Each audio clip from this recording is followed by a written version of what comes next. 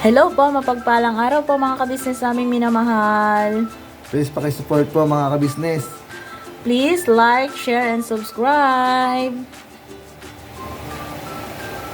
Please support po Vera and Lito Official. Yun, pakisuportahan natin po mga kabisnes. Opo. Meron na pong sariling YouTube channel si Kuya Vera, si Kuya Lito at saka si Ate Vera. Thank you po. Ano lang po, unahin nyo, Vera and Lito, no? Vera ang nauna. Baka minsan kasi Lito una, Lito and Vera. Opo. Una po si Ate Vera kasi mas malaki siya. So yun na mga kabisnes, salamat po ha, supportahan natin sila. Thank you so much. Thank you po. Support po mga kabisnes, Vera and Lito Vlog Official. Opo. Yan, official na po sila mga kabisnes. Opo. Na sila Thank you ay po. isa na, excuse me po, isa ng vlogger. Thank you po. Sa langaran ng larangan ng YouTube channel. Thank you po. Ate Kuya.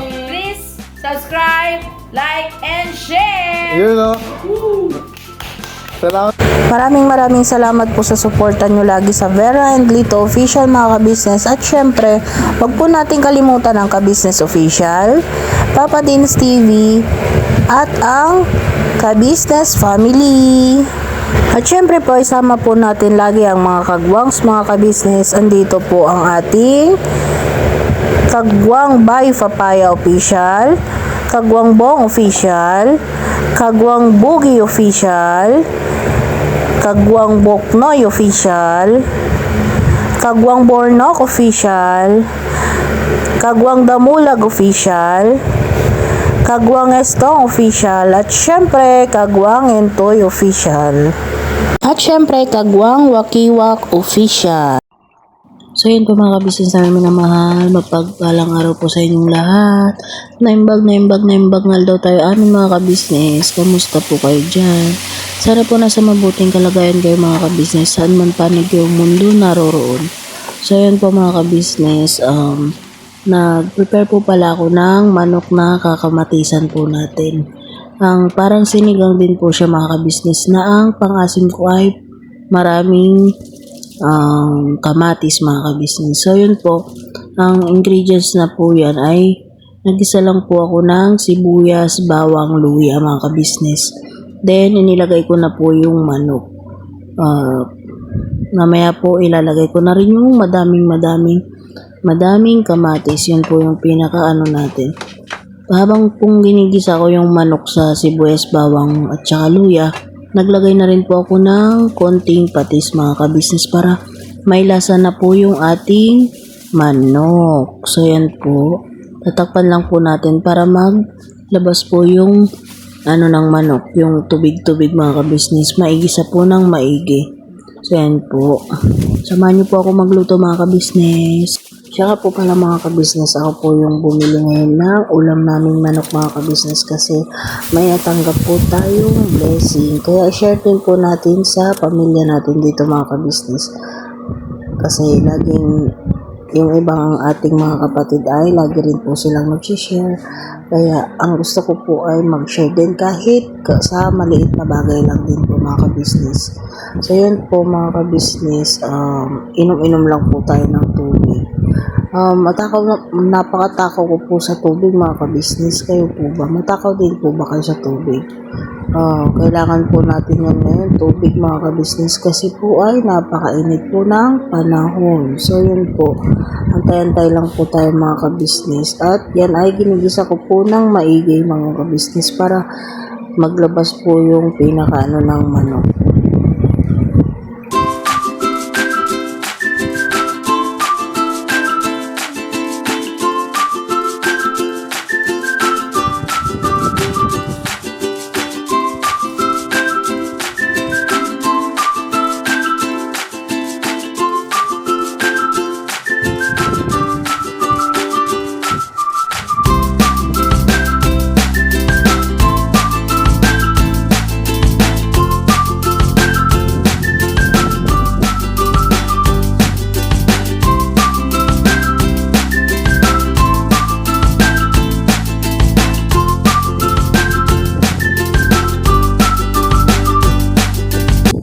kabisnes, habang ginigisa natin yung manok, tayo na may asikaso na nung ilalagay po natin talbos. Ang ilalagay ko po kapag ganyan kinamatisan ay talbos po ng kamote, mas maso po siya.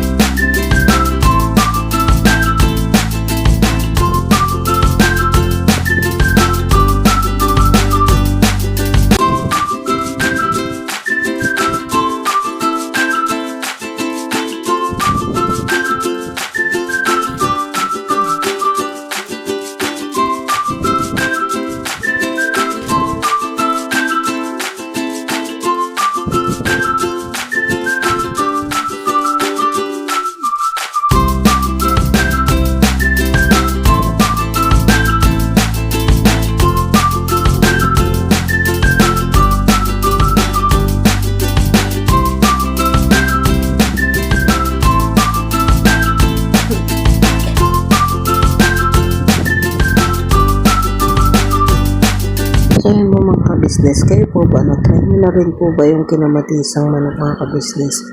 Yung ibang anuhan ko po na nagluluto ng kinamatisan ay yung konti lang po ang sabaw, parang pinakasarsa lang po nila. Kaya ako po, ang gagawin ko po ay yung may sabaw po na kinamatisang manok. Para rin po siyang sinig ay yung sinampalokan na manok, pero ang puro pangasin po ay puro kamatis mga ka-business.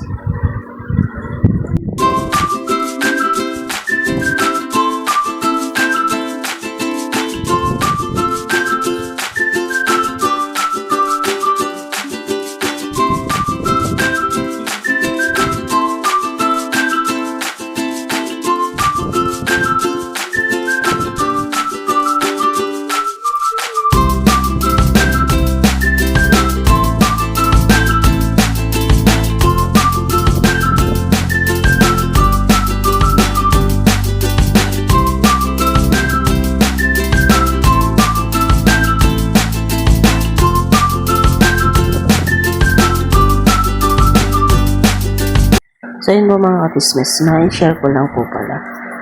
Kahit maliit lang po na bagay yung sinishare din po natin sa ibang tao or sa pamilya, napakasarap po sa pakiramdam mga ka-business. Dahil sa totoo lang mga ka-business, pangarap ko yung ganyan, yung makashare din kahit paano sa mga ibang tao mga ka-business. Unang-una syempre sa pamilya natin mga ka-business. Hindi naman tayo nag-aano para sa syempre kasama po doon ng ating mga pamilya, mga business. Ako po kasi mulat sa pool mga ka-business, kahit napakaliit na bagay, pag nakakapag-share ako, ay napakasarap at napakasaya ko na po. Ang sarap sa pakiramdam at napakasaya ng puso ko. Kaya mga ka-business, yun lang po ay aking na-share.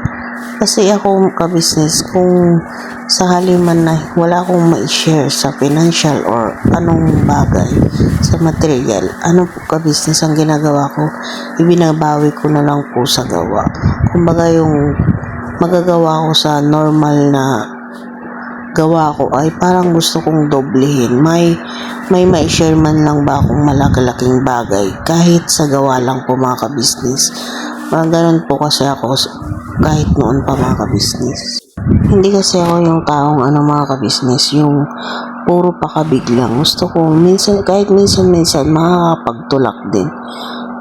Para maramdaman mo din ba yung pakiramdam na nagbibigay mga ka-business.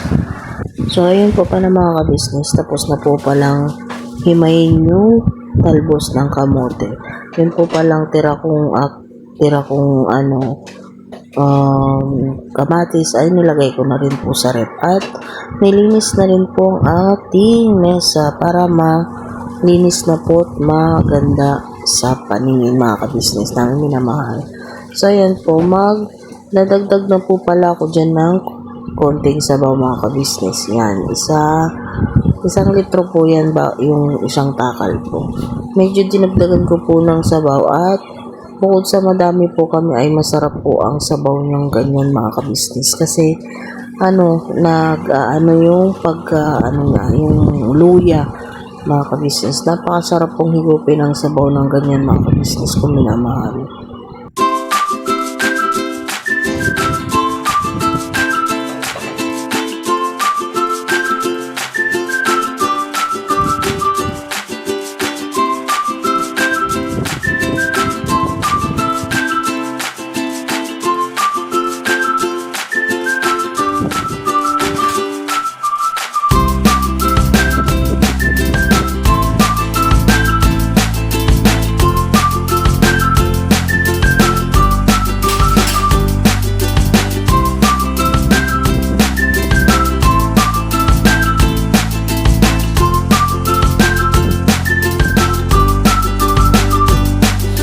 So yun mga ka-business, nagdagdag lang po pala ako dyan ng siling haba mga ka-business. Ginupit ko po para may magkaroon po ng konting mga ka-business kasi masarap po yun sa may sabaw.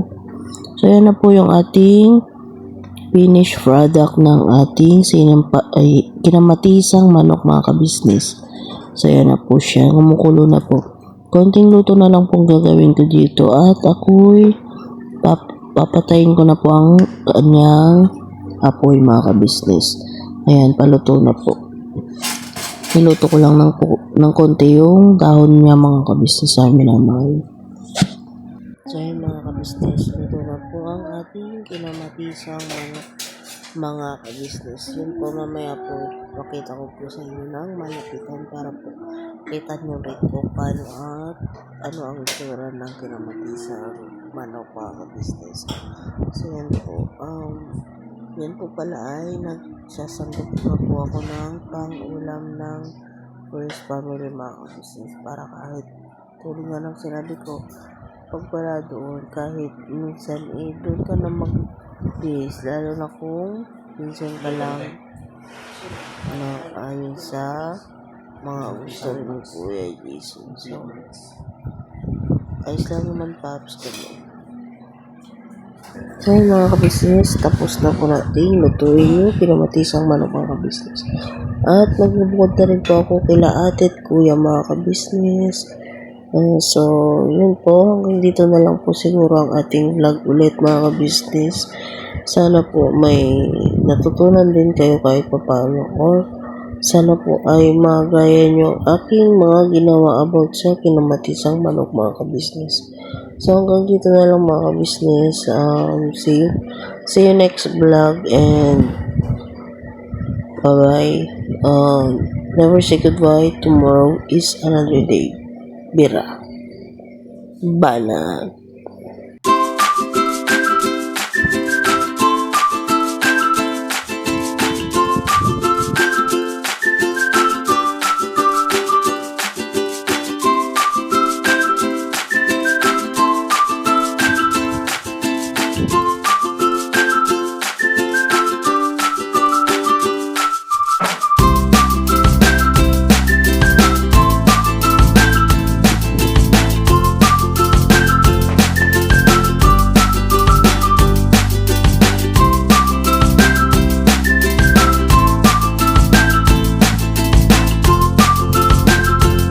Yun o, tapos ka na ni? Opo, mga business. Ay, kain po kayo mga business. Ayun o. Hi, Kuya Estong. Opo, kayo po mga business.